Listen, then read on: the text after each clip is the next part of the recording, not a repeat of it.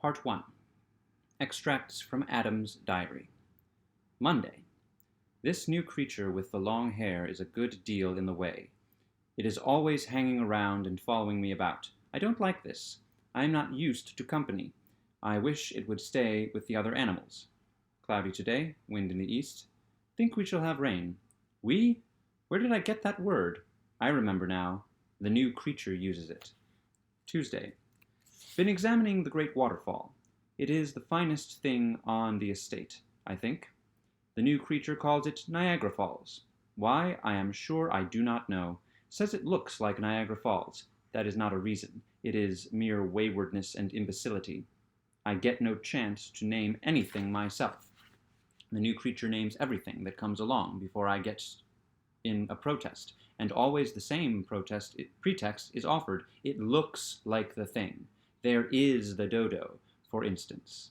Says the moment one looks at it, one sees at a glance that it looks like a dodo. I will have to keep that name, no doubt. It will have to keep that name, no doubt. It wearies me to fret about it, and it does no good anyway. Dodo. It looks no more like a dodo than I do. Wednesday. Built me a shelter against the rain, but could not have it to myself in peace. The new creature intruded. When I tried to put it out, it shed water out of the holes it looks with, and wiped it away with the back of its paws, and made a noise such as some of the other animals make when they are in distress. I wish it would not talk. It is always talking. That sounds like a cheap fling at the poor creature, a slur, but I do not mean it so. I have never heard the human voice before, and any new and strange sound intruding itself here upon the solemn hush of these dreaming solitudes offends my ear and seems a false note. And this new sound, it is so close to me, it is right at my shoulder, right at my ear, first on one side and then on the other, and I am used only to sounds that are more or less distant from me. Friday. The naming goes recklessly on, in spite of anything I can do. I had a very good name for the estate, and it was musical and pretty. Garden of Eden. Privately, I continue to call it that, but not any longer publicly. The new creature says it is all woods and rocks and scenery, and therefore has no resemblance to a garden. Says it looks like a park, and does not look like anything but a park. Says it looks like a park and does not look like anything but a park. Consequently, without consulting me, it has been new named Niagara Falls Park. This is sufficiently high-handed, it seems to me, and already there is a sign up, "Keep off the grass." My life is not as happy as it was. Saturday. The new creature eats too much fruit. We are going to run short, most likely. We, again, that is its word. Mine too now, from hearing it so much. Good deal of fog this morning. I do not go out in the fog myself. The new creature does. It goes out in all weathers and stumps right in with its muddy feet and talks. It used to be so pleasant and quiet here. Sunday. Pulled through. This day is getting to be more and more trying. It was selected and set apart last November as a day of rest. I had already 6 of them per week before. This morning found the new creature trying to clod apples out of that forbidden tree. Monday. The new creature says its name is Eve. That is all right, I have no objections. Says it is to call it by when I want it to come. I said it was superfluous then. The word evidently raised me in its respect, and indeed it is a large good word and will bear repetition. It says it is not an it is she. This is probably doubtful, yet it is all one to me. What she is were nothing to me if she would but go by herself and not talk. Tuesday. She has littered the whole estate with execrable names and offensive signs. This way to the whirlpool, this way to Goat Island, Cave of the Winds this way. She says this park would make a tidy summer resort if there was any custom for it. Summer resort, another invention of hers, just words without any meaning. What is a summer resort? But it is best not to ask her. She has such a rage for explaining. Friday. She has taken to beseeching me to stop going over the falls. What harm does it do? says it makes her shudder. I wonder why. I have always done it, always liked the plunge and coolness. I supposed it was what the falls were for. They have no other use that I can see, and they must have been made for something. She says they were only made for scenery, like the rhinoceros and the mastodon. I went over the falls in a barrel. Not satisfactory to her. Went over in a tub. Still not satisfactory. Swam the whirlpool and the rapids in a fig-leaf suit. It got much damaged. Hence, tedious complaints about my extravagance. I am too much hampered here. What I need is change of scene. Saturday.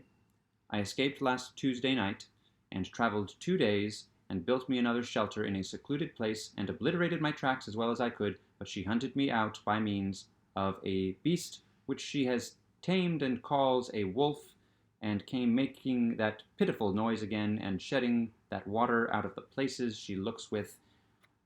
I was obliged to return with her, but will presently emigrate again when occasion offers.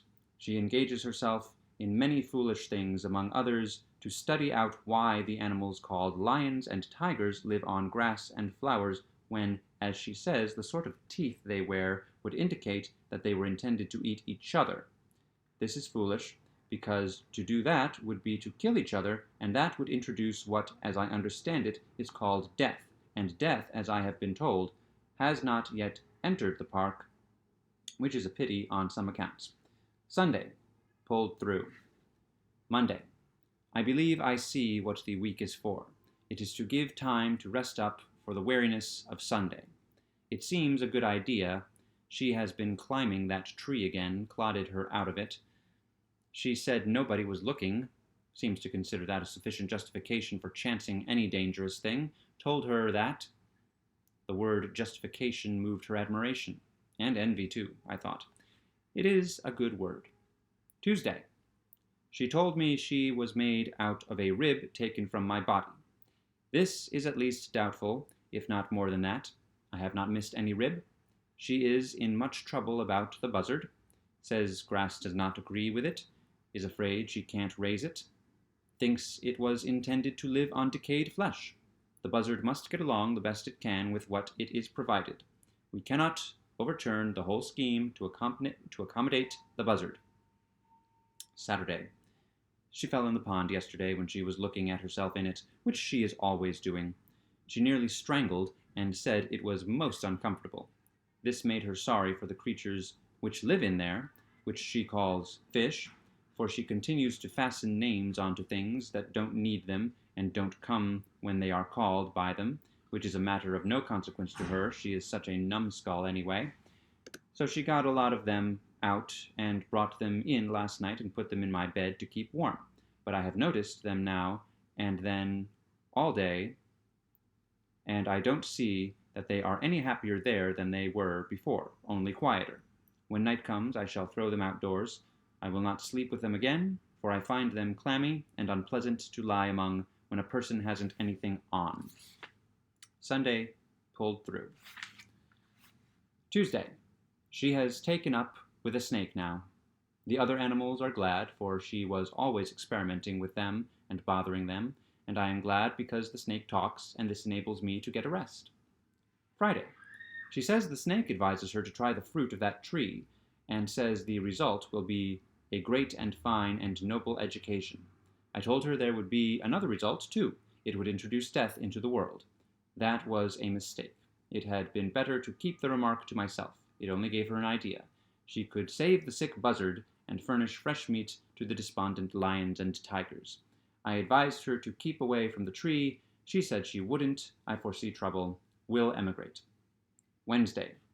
I have had a variegated time. I escaped last night and rode a horse all night as fast as he could go, hoping to get clear of the park and hide in some other country before the trouble should begin. But it was not to be. About an hour after sunup, as I was riding through a flowery plain where thousands of animals were grazing, slumbering, or playing with each other, according to their wont, all of a sudden they broke into a tempest of frightful noises, and in one moment the plain was a frantic commotion, and every beast was destroying its neighbor. I knew what it meant, Eve had eaten that fruit, and death was come into the world. The tigers ate my horse, paying no attention when I ordered them to desist, and they would have eaten me if I had stayed, which I didn't, but went away in much haste. I found this place outside the park, and was fairly comfortable for a few days, but she has found me out, and has named the place Tonawanda, says it looks like that. In fact, I was not sorry she came, for there are but meager pickings here, and she brought some of those apples. I was obliged to eat them, I was so hungry. It was against my principles, but I find that principles have no real force except when one is well fed. She came curtained in boughs and bunches of leaves, and when I asked her what she meant by such nonsense, she snatched them away and threw them down. She tittered and blushed. And when I asked her what she meant by such nonsense and snatched them away and threw them down, she tittered and blushed. I had never seen a person titter and blush before, and to me it seemed unbecoming and idiotic. She said I would soon know how it was myself. This was correct. Hungry as I was, I laid down the apple half eaten, certainly the best one I ever saw, considering the lateness of the season, and arrayed myself in the discarded boughs and branches, and then spoke to her with some severity, and ordered her to go and get some more, and not make such a spectacle of herself. She did it, and after this we crept down to where the wild beast battle had been, and collected some skins, and I made her patch together a couple of suits proper for public occasions. They are uncomfortable, it is true, but stylish, and that is the main point about clothes. I find she is a good deal of a companion. I see I should be lonesome and depressed without her. Now that I have lost my property, another thing, she says it is ordered that we work for our living hereafter. She will be useful. I will superintend. 10 days later. She accuses me of being the cause of our disaster. She says, with apparent sincerity and truth, that the serpent assured her that the forbidden fruit was not apples, it was chestnuts. I said I was innocent then, for I had not eaten any chestnuts. She said the serpent informed her that chestnut was a figurative term meaning an aged and moldy joke. I turned pale at that, for I have made many jokes to pass the weary time, and some of them could have been of that sort, though I had honestly supposed that they were new when I made them. She asked me if I had made one just at the time of the catastrophe. I was obliged to admit that I had made one to myself, though not aloud. It was this. I was thinking about the falls, and I said to myself, how wonderful it is to see that vast body of water tumble down there. Then in an instant a bright thought flashed into my head, and I let it fly, saying it would be a deal more wonderful to see it tumble up there. And I was just about to kill myself with laughing at it when all nature broke loose in war and death, and I had to flee for my life.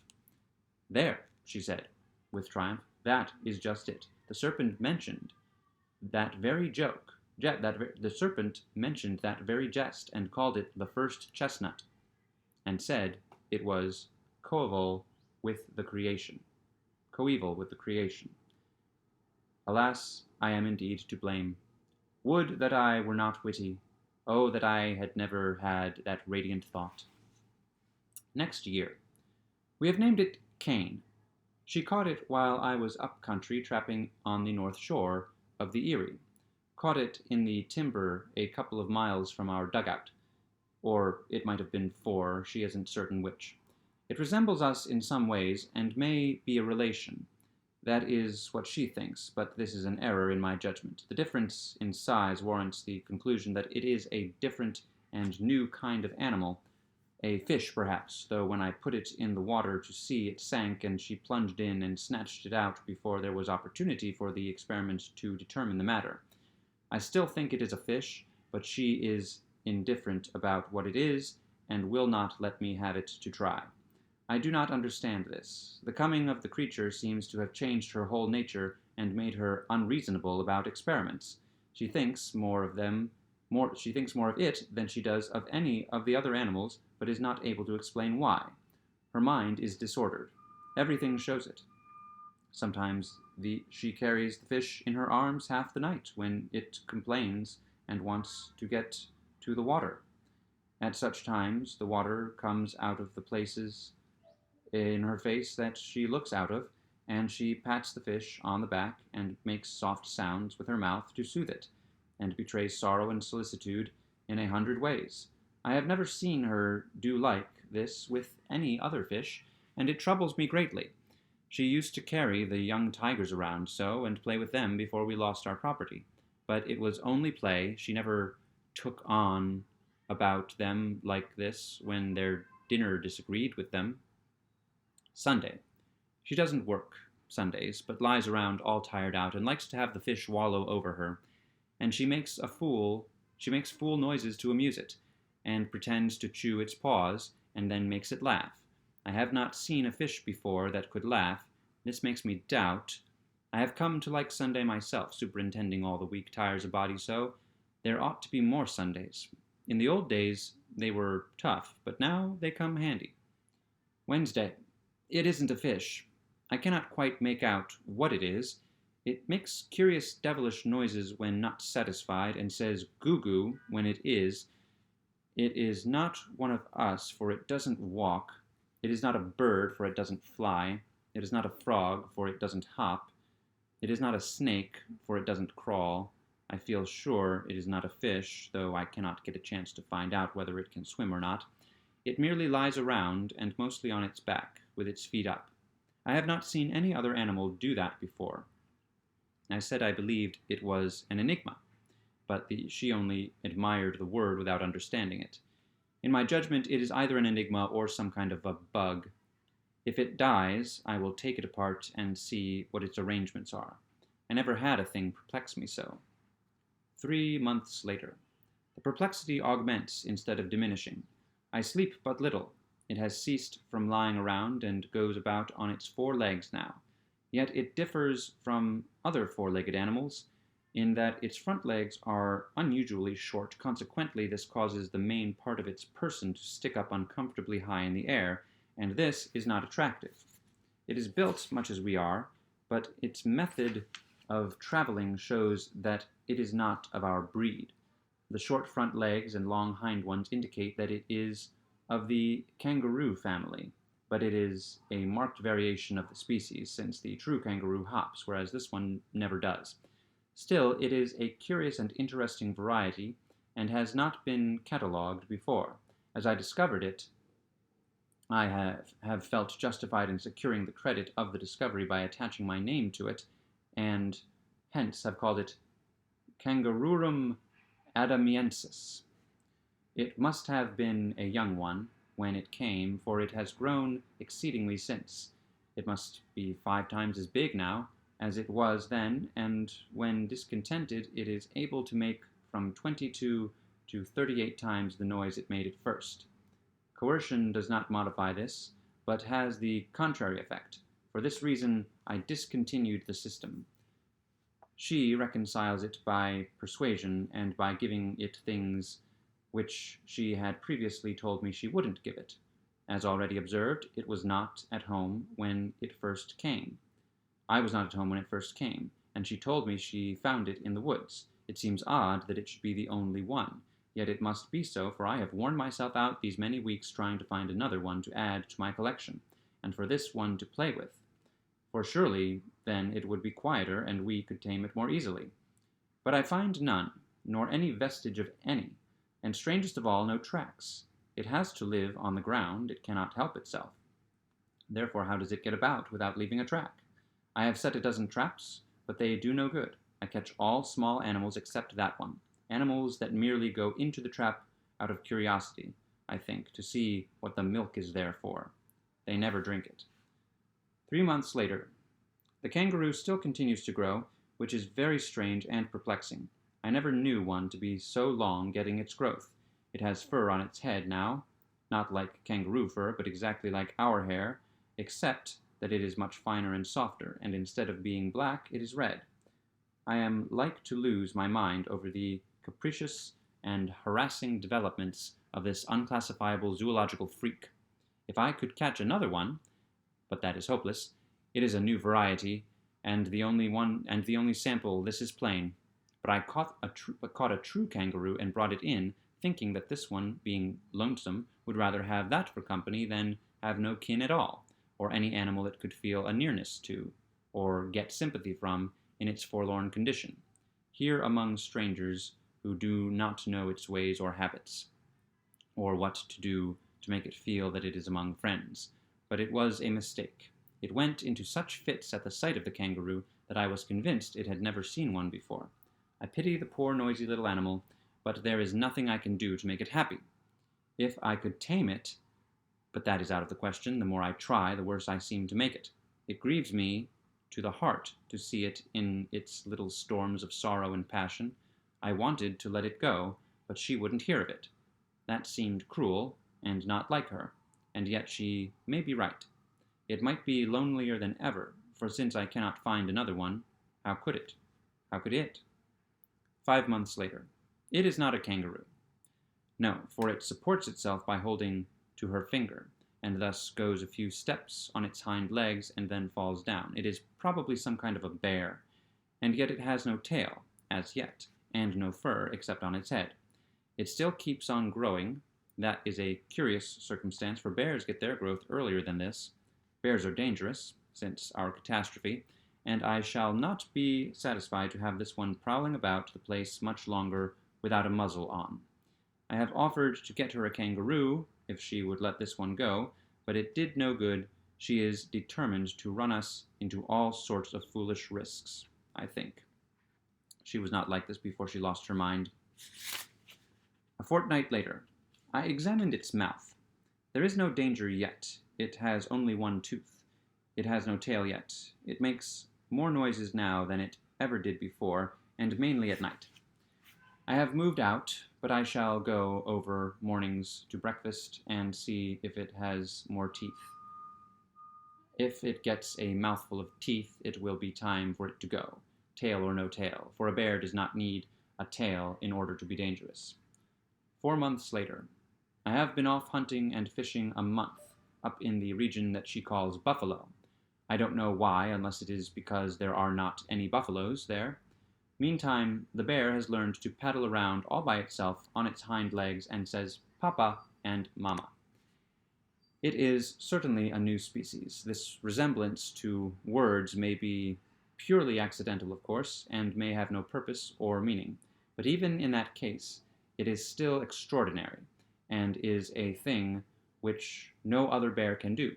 This imitation of speech, taken together with general absence of fur and entire absence of tail, sufficiently indicates that this is a new kind of bear.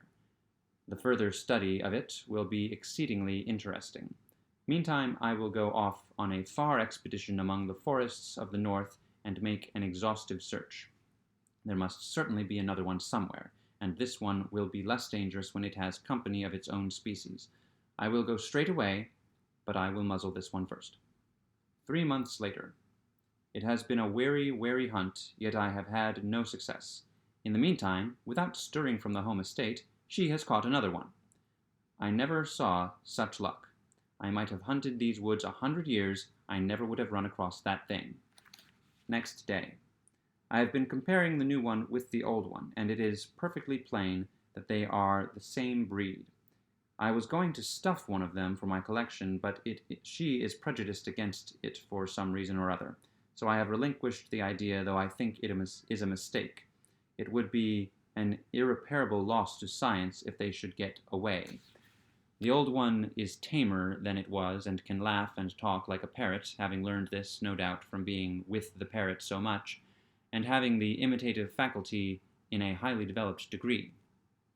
I shall be astonished if it turns out to be a new kind of parrot, and yet I ought not to be astonished, for it has already been everything else it could think of since those first days when it was a fish. The new one is as ugly now as the old one was at first, has the same sulphur and raw meat complexion, and the same singular head without any fur on it. She calls it Abel. 10 years later. They are boys. We found it out long ago. It was coming in that small, immature shape that puzzled us. We were not used to it. There are some girls now, Abel is a good boy, but if Cain had stayed a bear, it would have improved him. After all these years, I see that I was mistaken about Eve in the beginning. It is better to live outside the garden with her than inside it without her. At first, I thought she talked too much, but now I should be sorry to have that voice fall silent and pass out of my life. Blessed be the chestnut that brought us near together and taught me to know the goodness of her heart and the sweetness of her spirit.